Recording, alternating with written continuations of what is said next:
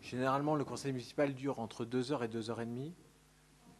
Si vous restez tous debout pendant 2 heures, ça va être, à mon avis, compliqué. Je vous invite, pour certains qui le voudraient, à aller s'installer dans la salle qui est à côté et vous entendrez tout aussi bien, mais vous serez assis. Et ça me paraît intéressant quand même que vous ne restiez pas debout tout au long du conseil municipal. Voilà. Je pense que ça serait pertinent. Après, chacun fait comme il le souhaite. C'est une invitation que je vous fais et non une obligation, bien évidemment. Il est 20h36, le conseil municipal. Alors, je sais que dans la presse, il était marqué que ça commençait à 20h. C'était 20h30, puisqu'avant, il y avait une commission générale.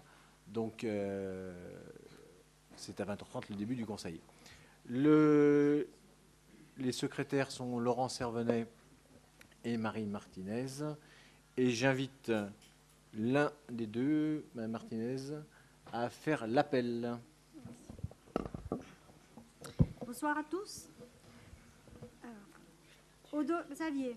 Présent. Langlois Magali. Présente. Monté Maxime. Présent. Martinez Marie, présente. Serra Frédéric. Présent. Ayache Najoie. Présente. Moulin Guillaume. Gautelier Isabelle. Présente. Chipier Bernard. Faletti Robert. Leroy Alain. Masson Marie-Claude. Siegler Bruno. Artico Sylvie. Vagané Marcel. Burtin Georges.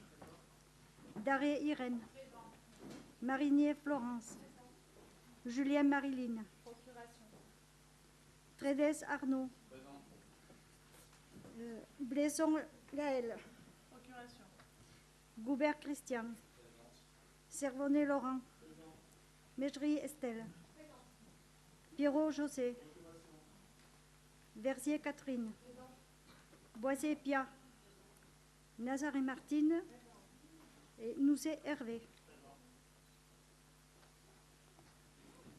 Merci. Nous prenons acte que le quorum est atteint. Donc nous pouvons commencer l'ordre du jour par l'installation d'un nouveau conseiller municipal. Madame Émilie Crec, pour des raisons professionnelles, a dû mettre fin à son mandat et nous a informé de sa démission. Nous accueillons donc dans la suite de la liste de Grigny Ensemble Hervé Nouzet, nouveau conseiller municipal que nous installons ce soir pour sa prise de fonction. Voilà. Premier point à l'ordre du jour, procès verbal du Conseil du 19 juin. Est-ce qu'il appelle des commentaires, des remarques? Monsieur Servenet. Monsieur le maire, vous avez évoqué la possibilité pour une partie du public de quitter la salle, pour aller dans la salle d'en face, j'entends. Je pense qu'il serait plus judicieux que nous abordions ce soir les questions qui intéressent les Grignoux qui sont déplacés en masse. Ce, immédiatement, donc je demande à ce qu'on fasse un additif immédiat à l'ordre du jour pour aborder la question qui intéresse, et je l'imagine, le centre municipal de santé Christian Cervantes. Monsieur Servenet, deux points qui me paraissent importants. Premièrement, je n'ai invité personne à quitter la salle et j'ai invité les gens à s'asseoir, ce qui n'est pas la même chose, il me semble.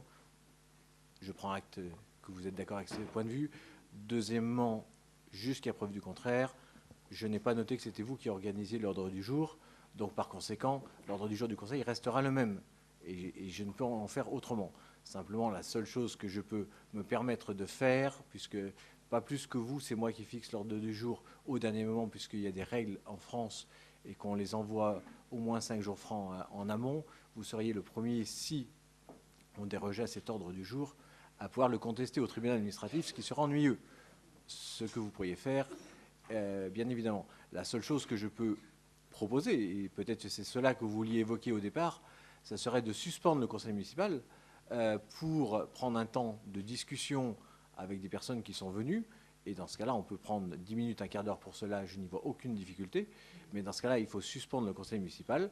Et je suis prêt à suspendre le conseil municipal et à écouter s'il y a une personne qui veut prendre la parole, et je suis prêt à l'entendre. Mais dans ce cas-là, si nous suspendons le conseil municipal, tout ce qui se dit ici reste public, mais ne sera pas enregistré. Et je demande donc à Vivet d'arrêter les caméras, puisque dans ce cas-là, on est dans l'enregistrement du conseil municipal, et c'est en cela qu'est la mission de Vivet, et donc pas simplement le journaliste est là, il pourra reprendre évidemment tout ça, mais sans les enregistrements, puisque dans ce cas-là, on suspend le conseil municipal comme à chaque fois. Voilà. Est-ce que ceci vous irait ? Et est-ce que c'était cela que vous essayez de m'exprimer ? Vous utilisez la forme que vous souhaitez. Il me semble important que nous répondions aux inquiétudes qui se manifestent ce soir.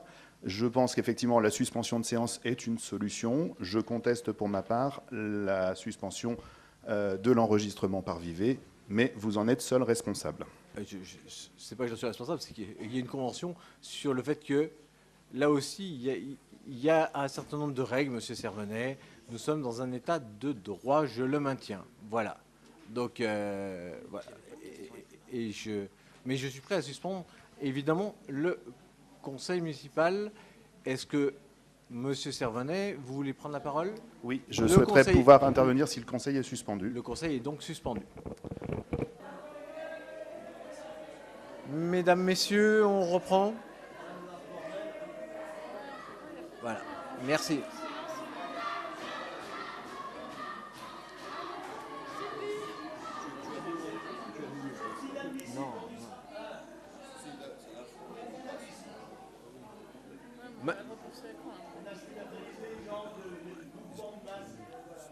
Alors, on va essayer de reprendre un peu de sérénité et avancer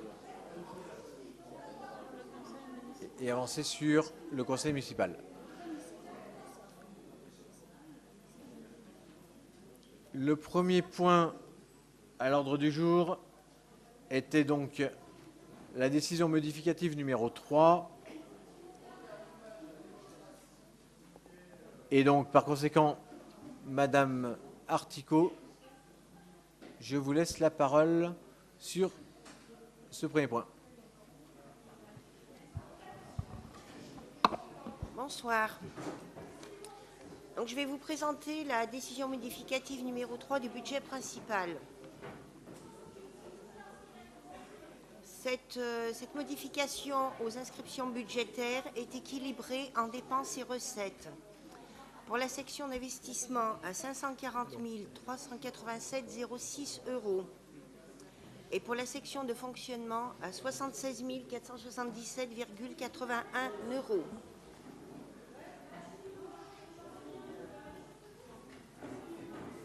Est-ce qu'il y a des questions ? Madame Mégeri. Alors, c'est simplement une remarque. Pour un certain nombre de délibérations, ce soir, malheureusement, nous serons obligés d'opter pour le refus de vote, puisque nous avons reçu les délibérations avant-hier.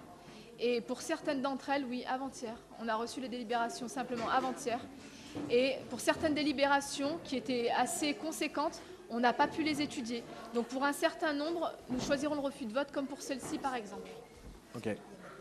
Sur la première décision modificative, si vous voulez quelques explications supplémentaires. Voilà, je voulais apporter 2-3 précisions. Donc sur la partie investissement, donc, vous avez essentiellement des écritures d'ordre budgétaire. Donc ce sont des régularisations donc, au niveau de l'inventaire qui représentent environ, donc c'est toute la première partie, c'est environ 400 000 €. Sur la deuxième partie, donc ce sont des écritures réelles, donc avec mouvement financier, contrairement à la première partie. Donc sur cette deuxième partie, donc pour des mouvements réels, donc il y a notamment donc des travaux, des études concernant l'accessibilité et une somme de 72 000 €, un peu plus de 72 000 €, qui concerne donc le marché numéricable pour la liaison de vidéoprotection. Voilà, c'est la fibre optique. Voilà. Au niveau recettes réelles, donc sur la section d'investissement, il y a des petits plus sur le fonds de compensation de la TVA et sur la taxe locale d'équipement. Pour les sections de fonctionnement, donc, qui est équilibrée dépenses-recettes, donc on a des petites sommes.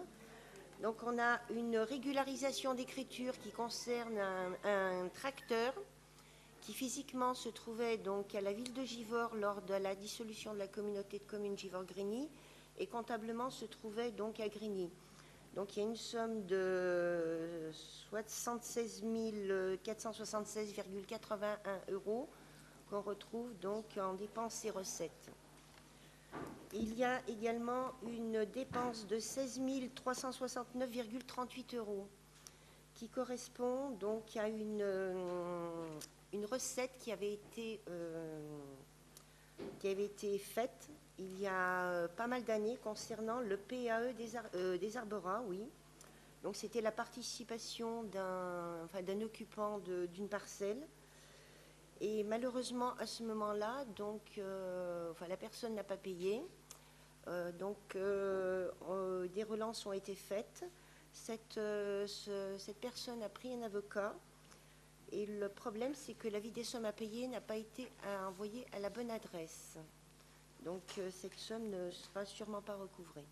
Donc, on est obligé de la mettre dans les dépenses. Voilà. Voilà un petit peu pour les explications. Vous avez d'autres questions sur cette partie-là budgétaire, qui est moins passionnante sur moi? Tout à fait, pour certains.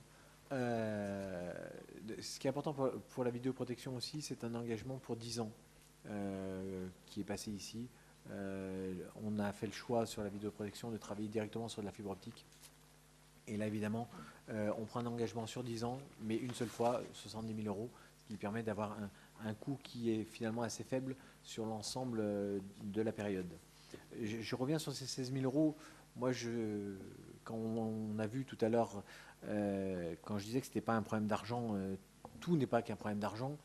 Vous noterez là quand même qu'on perd 16 000 € juste parce qu'on n'a pas envoyé à la bonne adresse la demande de recouvrement.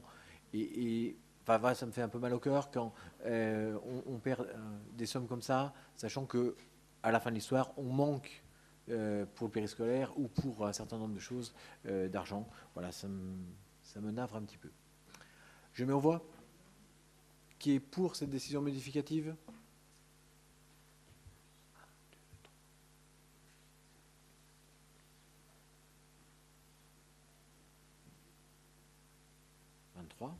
Qui s'abstient? Qui est contre? Qui refus de vote? 1. Merci. Décision modificative faite. Ensuite, décision modificative du budget de la ZAC de Chantelot. Toujours Mme Articot. Ouais. Donc c'est la décision modificative numéro 2 qui est tout simplement, qui porte uniquement sur la section de fonctionnement avec 5 000 € donc en dépenses et en recettes. Et ça concerne donc des travaux de raccordement électrique pour une entreprise. Voilà. Donc on a juste au niveau de la recette pour une participation de 5 000 € également. Voilà. Des questions? Pas de questions. Donc là encore, un oubli qui avait été fait sur ces ZAC de Chantelot qu'il faut corriger et qu'on doit terminer. C'était un engagement qui avait été pris vis-à-vis du riverain qui avait vendu et l'engagement n'avait pas été tenu. Donc il faut mettre maintenant en accord les paroles et les actes. Donc 5 000 €. Je mets aux voix. Donc qui refuse de voter? 1. Qui s'abstient? Qui est contre? Qui est pour? 23. Merci. Enfin, toujours sur les finances, Mme Articot, extinction de la dette. Donc c'est un produit qui est irrécouvrable, donc c'est-à-dire une recette qu'on ne pourra pas encaisser. D'ailleurs, on le retrouve dans la partie décision modificative du budget principal pour une somme de 460,80 €. Donc il s'agit d'un usager qui a une dette donc envers la ville Donc une dette, je n'ai pas le détail, je ne connais pas la personne et je ne le dirai pas, même si je le connaissais. On ne dira pas Donc le nom. voilà, on ne dira rien du tout.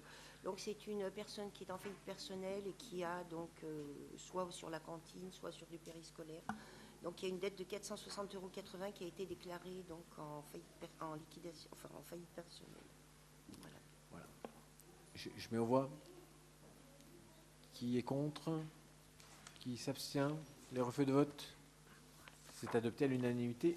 Je vous en remercie. Régime indemnitaire d'une puéricultrice. Madame Gautelier. Donc juste, il y a eu un changement de directrice de la petite enfance. Une nouvelle directrice, donc Émilie Perret, a pris ses fonctions au 1er septembre. Elle est donc titulaire de la fonction publique. Jusqu'à présent, nous n'avions pas de directrice qui était titulaire. Donc cela amène à la création d'un régime indemnitaire correspondant à son cadre d'emploi. Et donc on demande ce soir au conseil municipal d'approuver la création du régime indemnitaire correspondant au cadre d'emploi des puéricultrices territoriales. Voilà. Je mets aux voix. Des questions, pardon, en amont? Non. Je me vois. Qui est contre? Qui s'abstient? Refus de vote? C'est adopté à l'unanimité. Indemnité des directeurs d'école primaire, Monsieur Montet. Dans un objectif de cohérence et de projet commun entre les temps scolaires et les temps périscolaires, de meilleure communication entre les acteurs et de meilleure gestion des structures et des équipements, les directeurs devront assurer la répartition des locaux, donc sur les temps périscolaires, participer à la communication avec les différents acteurs, participer à des réunions et des groupes de travail mensuels avec les services municipaux. Et pour cela, il est donc proposé au conseil municipal d'attribuer, à compter de la rentrée scolaire de septembre 2015, une indemnité aux directeurs d'écoles maternelles et élémentaires qui souhaiteront s'investir dans ce cadre. Donc cette indemnité sera un forfait mensuel versé sur 10 mois de 195 € bruts par mois. Des questions? Madame Méchery. Simplement une remarque, nous avions effectivement beaucoup de questions sur le périscolaire d'une manière générale et vous y avez répondu lors de la session à huis clos et on espère que les grignoreaux pourront également, comme nous l'avons dit tout à l'heure, bénéficier de ces informations. Merci. Merci. Je me vois. Qui est contre? Qui s'abstient? Refus de vote? C'est adopté à l'unanimité. Modification du tableau des effectifs permanents, service périscolaire, encore Monsieur Montet. Donc, toujours pour le périscolaire, durant l'été, nous avons établi des recrutements de directeurs adjoints de centres de loisirs périscolaires. Et nous avons aussi ajusté, suivant les effectifs d'enfants ajustés dans l'été, les temps de travail des différents animateurs annualisés. Donc, nous demandons au conseil municipal... Hop, je me suis perdu. Voilà. Donc, compte tenu des postes déjà présents au tableau des effectifs avant la délibération du 19 septembre 2014, créant 18 postes d'animateurs supplémentaires et des modifications proposées ci-dessus, le tableau des effectifs permanents des emplois d'animateurs périscolaires à compter de la rentrée de septembre 2015 est composé de 23 postes d'adjoints d'animation, comme suit: 9 postes d'adjoints d'animation à temps complet, 1 poste à 28,35e, 5 postes d'adjoints d'animation à temps non complet à 24,535e et 8 postes d'adjoints d'animation à temps non complet à 17,35e. Donc il est donc demandé au conseil municipal d'approuver ces modifications aux effectifs. Des questions? Je mets aux voix. Qui est contre? Qui s'abstient? Refus de vote? C'est adopté à l'unanimité. Modification du tableau des effectifs, poste d'archiviste. Donc nous avons une archiviste en mairie qui est partagée sur 3 communes, Sainte-Foy-les-Lyons et Pierre-Bénite. Pour un tiers-temps de chaque côté à peu près, on a un gros tiers-temps et puis des plus petits tiers-temps. C'est l'histoire des 3 tiers où on en met 4 chez Pagnol. Donc ici, cet archiviste qui fait vraiment un gros travail de récupération de données et de conservation a réussi son concours et donc on est en stagiairisation de la personne. Donc on est sur une phase de stagiairisation, donc par conséquent, elle change de statut et c'est cela qu'on vous demande d'autoriser, son changement de statut pour qu'elle puisse devenir titulaire de la fonction publique. Des questions? Je mets aux voix. Qui est contre? Qui s'abstient? Refus de vote. C'est adopté à l'unanimité. Merci. Dans le cadre de mise à disposition à mi-temps d'un agent communal, dans le cadre du dossier de la maison, vous vous souvenez, qui avait là aussi défrayé la chronique politique de Grigny, là aussi un dossier qui était en grande difficulté dans la gestion, la fermeture de la maison. J'avais pris là aussi un engagement que j'ai tenu de reprendre le personnel de la maison. Les 2 personnes ont été reprises dans les services et une des 2 personnes, M. Pastre, pour ne pas le nommer, était donc affecté à temps complet à la médiathèque. Il a demandé de passer à mi-temps à la médiathèque et d'avoir un mi-temps au syndicat mixte de Inforoute de l'Ardèche. Donc c'était sa demande. Il n'y a aucune raison qu'on n'accède pas à sa demande. Donc par conséquent, je vous demande d'autoriser la mise à disposition à mi-temps d'un agent communal auprès de l'Inforoute de l'Ardèche. Est-ce que cela suscite des questions? Non. Je mets aux voix.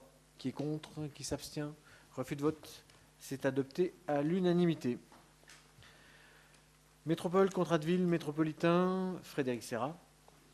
Bonsoir à toutes et à tous. Donc, vous savez, on avait déjà évoqué lors du conseil municipal d'avril tout le contexte de la politique de la ville, notamment donc, la lutte que nous avions menée pour rester dans ce dispositif. Voilà, donc les choses ayant bien avancé, il s'agit aujourd'hui de signer un nouveau contrat de ville, donc 2015-2020, qui s'inscrit dans un nouveau contexte qui est celui de la création de la métropole de Lyon. Donc il y a 3 orientations stratégiques qui ont été définies pour guider l'approche de chaque thématique: rattacher les quartiers à la ville dans un premier temps, mobiliser les politiques publiques dans un second temps et renforcer le lien social dans un troisième temps, avec 2 priorités transversales qui les complètent: construire avec et non pas pour les habitants, en organisant une démarche de travail avec eux, différentes échelles, et avec une priorité qui est la jeunesse. Donc ce contrat a évidemment vocation à être enrichi par voie d'avenant qui préciseront les engagements opérationnels de chaque signataire, et il se décline en convention locale d'application, ce qu'on verra après. Donc il est proposé au conseil municipal d'approuver ce contrat. Là encore, sur ce dossier-là, on a fait preuve d'un total pragmatisme et je dirais que je veux rendre hommage alors à Bernard Chipier, qui est l'élu qui porte la politique de la ville avec Frédéric Serra pour une partie, et au service, et à Daniel Bonato qui est ici aujourd'hui, qui ont porté ce projet à bras-le-corps. Parce que quand on devait sortir des quartiers politiques de la ville, ils ont avancé, ils ont, je dirais, fait du travail de forcing auprès des services de l'État pour expliquer qu'on ne pouvait pas rester simplement parce qu'on n'avait pas le bon nombre d'habitants. Et on ne peut pas se dire que c'est parce qu'il y a un nombre d'habitants qu'on ne va pas rester. La pauvreté et la difficulté des populations qui sont là-bas, c'est fragile. On ne peut pas se dire simplement, parce qu'il manquait une dizaine ou une quinzaine d'habitants, on allait sortir du quartier politique de la ville. Donc on s'est battu, les élus bien évidemment, mais les services, et je rends hommage là aux services, qui sont battus pour avancer là-dessus, et on a pu rester dans ce dispositif. C'est un gain non négligeable pour les habitants du quartier, c'est aussi une aide demain pour une restructuration du quartier, c'est une aide aussi pour accompagner le quartier dans une évolution et avec un certain nombre de projets comme le Festivalon qui a duré tout l'été, porté par le centre social au Vallon, et porté aussi grâce à la politique de la ville. Et là-dessus, on a fait preuve de pragmatisme, mais aussi d'efficacité. Et ça me paraît important parce que là encore, qu'est-ce qu'on n'a pas dit, qu'est-ce qu'on n'a pas écrit, qu'on ne défendrait jamais le quartier du Vallon. Maintenant, je maintiens mon discours haut et fort. Il faut, maintenant qu'on a fait le travail de rester dans ces quartiers politiques de la ville, il faut maintenant qu'on mette en demeure et qu'on fasse le siège du bailleur, Aliad, pour qu'il fasse l'effort de restructurer ce quartier pour ne pas laisser les gens dans la difficulté et en particulier la précarité énergétique. Et là-dessus, j'y serai attaché. Le Grand Lyon est attaché aussi, et là-dessus, on a fait un travail avec Daniel Bonato aussi, pour que le Grand Lyon et nous-mêmes puissions porter d'une même voix le projet de dire ce quartier doit évoluer, ce quartier doit être pris en compte par Aliade le bailleur pour qu'il puisse restructurer correctement et qu'on puisse ainsi loger les gens dignement et non dans une précarité énergétique qui grève leur pouvoir d'achat ou qui les met en grande difficulté. Voilà un petit peu le projet que nous portons. Mme Mégerie. Alors, sur la précarité énergétique, effectivement, du 10 rue Pasteur, on se joint complètement à ce que vous dites, dans la mesure où nous en avions parlé dès la campagne électorale, dès 2013, on en avait parlé de ce projet de déconstruction, reconstruction du quartier. Donc, le jour où ça arrivera, bien évidemment, c'est à demain qu'on votera cette délibération. Par ailleurs, Monsieur le maire, vous ne savez que trop à quel point nous sommes attachés au fait que le conseil municipal soit associé aux questions prioritaires que vous avez à gérer pour nous tous à la métropole. Alors, je le rappelle, dans un délai si court, il nous est compliqué d'étudier correctement un rapport de 152 pages, transmis seulement avant-hier. Et j'ose envisager le fait qu'autour de cette table, une minorité a eu le temps de le faire, en tout cas s'ils ont reçu comme nous le pavé avant-hier. Par ailleurs, je lis dans votre délibération que parmi les orientations stratégiques, l'association de la population faisait partie des priorités. Enfin, vous précisez que le contrat de ville est consultable en mairie. J'ai donc plusieurs questions et réflexions. Quand et comment comptez-vous nous associer, nous conseillers municipaux, aux questions métropolitaines, que ce soit celles-ci ou les questions métropolitaines d'une manière générale? Ce n'est pas la première fois que je vous pose la question, donc je me permets de vous la reposer. Et enfin, je finirai par une réflexion plus générale. Vous avez supprimé la démocratie participative purement et simplement à Grigny, en dehors de toute polémique, puisque vous savez que moi, je ne rentrerai pas dans ce genre de polémique. J'essaie d'être une opposition constructive, mais ce n'est pas parce qu'on est une opposition constructive qu'on ne peut pas ne pas être d'accord avec vous. La suppression pure et simple de la démocratie participative, c'est quelque chose sur lequel nous nous sommes opposés. Vous nous aviez dit, puisque vous avez interrogé sur cette question au tout début de cette suppression, est-ce que fin de la démocratie participative signifiait fin de la concertation citoyenne? Vous nous aviez dit non, nous allons organiser un certain nombre de dispositifs nouveaux, aussi bons, voire meilleurs. C'est M. Montet, je crois, qui m'avait fait cette réponse. Donc aujourd'hui, au-delà de l'association des conseillers municipaux, et notamment des conseillers municipaux sur les questions prioritaires métropolitaines, comment comptez-vous associer les Grignoros à ces questions métropolitaines et aux questions municipales d'une manière générale? Je vous remercie. Pour ce qui est de l'association des conseillers municipaux sur le fait métropolitain, je dirais que dès le prochain conseil municipal, j'ai annoncé un temps sur le PLUH, qui est évidemment métropolitain, puisque le prochain sera celui de la métropole. Aujourd'hui, nous avons un PLUH qui est un plan local d'urbanisme et de l'habitat, qui est du Grand Lyon et de la ville de Grigny et de la ville de Givors et de la ville de Quinçu, on en parlera tout à l'heure.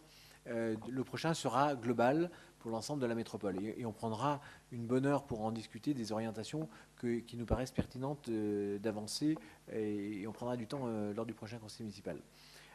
Pour ce qui est du dialogue avec les habitants, nous faisons et nous avons avancé sur la dialogue et concertation.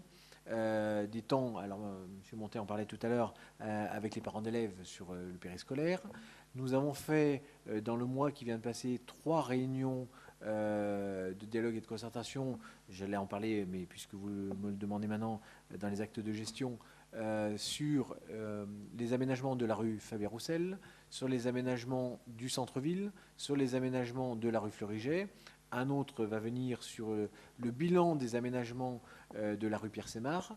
Donc voilà, l'idée c'est d'avoir des temps de dialogue avec les habitants, parce que pour construire un projet de ville et de quartier, ça se fait obligatoirement avec les habitants du quartier. Et sur la rue Fabien-Roussel, par exemple, ça nous a permis d'avancer sur un début de projet. Les habitants nous ont dit on pourrait étudier différemment et comme cela, et on a dit, vous avez totalement raison, et on va prendre en compte cela, et on va repartir avec notre copie pour la retravailler, et c'est ce que l'on fait, et ça permet que les habitants puissent, là encore, librement mettre en avant leur point de vue, et faire que leur quartier leur ressemble, et ça me paraît important. Alors, tout n'est pas parfait, et par exemple, un des défauts que nous avons eu cet été, c'est que les travaux de la rue Pierre-Sémar ont été faits bien trop rapidement par rapport à la réunion de dialogue et de concertation qui était prévue. Qu'à cela ne tienne, il y en aura une en aval pour voir s'il y a des correctifs à apporter, bien évidemment, parce que c'est les habitants qui y vivent. Voilà, petit à petit, comment on veut avancer, mais par ailleurs, ça n'empêchera pas d'avoir des sujets peut-être plus globaux qui seront portés, comme le plan local d'urbanisme, évidemment, qu'il faudra porter avec les habitants. Et par ailleurs, pour le quartier politique de la ville, la mise en place d'un conseil citoyen qui sera installé dans quelques semaines, voilà, par un certain nombre de représentants du quartier. Alors il y a des tirages au sort sur les listes électorales, il y a un certain nombre de personnes qui représentent les entreprises, les associations, etc.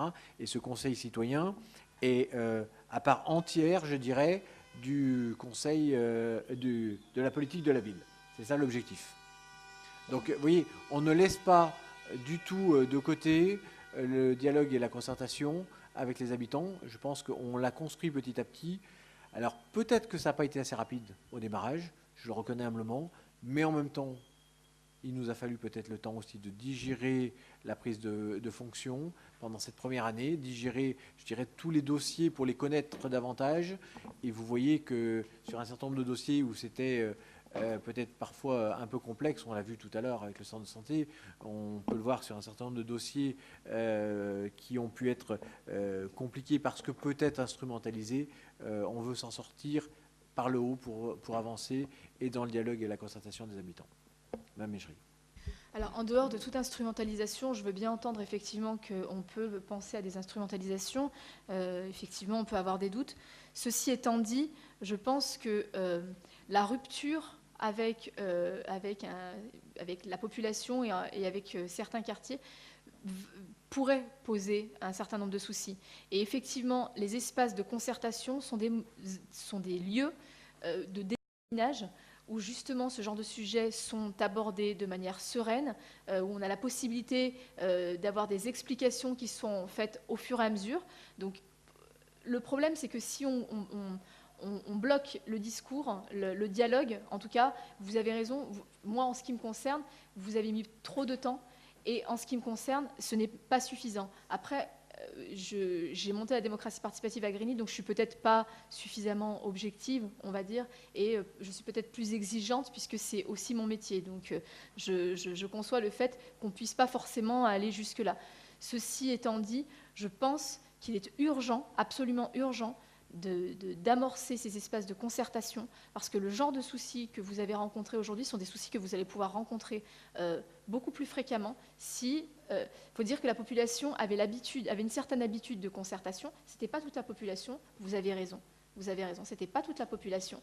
Ceci étant dit, les réunions de sites dont vous parlez, ce n'est pas toute la population non plus, c'est une partie de la population, c'est une population qui est concernée.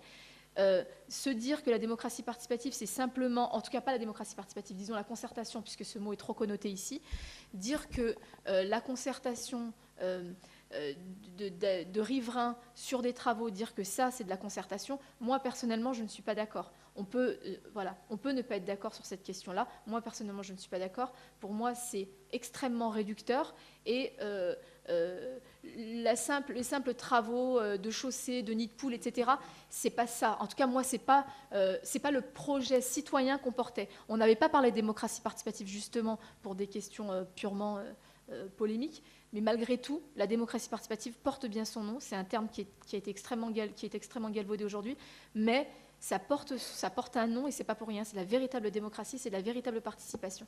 Aujourd'hui, de la consultation riveraine, pour moi, ce n'est pas le mieux qu'on pourrait proposer aux Grigneros. Merci. J'entends vos propos et Et en même temps, j'entends que chacun a sa Madeleine de Proust. Hein. Si vous, c'est la démocratie participative, je l'entends. Mais cependant, quand même, ça ne se limite pas à quelques nids de poules. Je veux dire, le réaménagement complet de la rue Sabatier qui a été fait en concertation avec le travail de Georges Burtin, ça a été un vrai travail de concertation. Ce n'est pas simplement se dire qu'on fait un nid de poule. On a repensé la rue et on l'a retravaillée avec les habitants. Et là, c'est une rue complète qui a été travaillée. Quand on prend du temps avec les parents d'élèves pour faire le bilan du périscolaire, ce n'est pas simplement se dire qu'on est dans l'amélioration simple des horaires. On est dans plus loin où on se dit où c'est qu'on peut améliorer les choses dans l'intérêt des enfants et des habitants. Voilà. Donc je crois que... Mais en même temps, je ne crois pas du tout à des grands-messes où on demande à tout le monde d'avoir un point de vue sur quelque chose à qui on n'a pas expliqué. Vous le disiez bien tout à l'heure, quand on donne un document conséquent à éplucher sur un budget et qu'il faut quand même un peu de temps pour y passer dessus, on ne peut pas dire simplement à des habitants, vous venez passer 2 heures et vous votez sur un budget. Ce n'est pas raisonnable et c'est cela aussi l'écueil que je veux combattre. Je crois qu'on ne peut pas s'affranchir de demander l'avis, mais on ne peut pas non plus se défausser sur l'avis des habitants. Et on a aussi des responsabilités à porter. Et évidemment qu'on le fera, mais dans le dialogue et la concertation, c'est ça notre objectif. Je mets au voie ce contrat de ville. Alors peut-être qu'on peut mettre les 3 en même temps, parce que... Les deux en même temps ? Oui. Alors je mets au voie les 2. Qui est contre ? Qui s'abstient ? Les refus de vote ? 1. C'est adopté à l'unanimité. Contrat de ville, c'est fait. Programmation politique de la ville. Complément de délibération, c'est fait aussi. Non, vas-y. Frédéric. Alors, donc, en complément d'une délibération du Conseil municipal du 28 avril 2015 concernant la programmation la politique de la ville, en fait, il y avait un tableau de programmation dans lequel il y avait une omission. Le poste de chef de projet politique de la ville n'y avait pas été inséré. Voilà, il s'agit juste par cette délibération de le compléter en insérant le poste de chef de projet. Des questions ? Je me vois. Qui est contre ? Qui s'abstient ? Refus de vote ? C'est adopté à l'unanimité. Merci.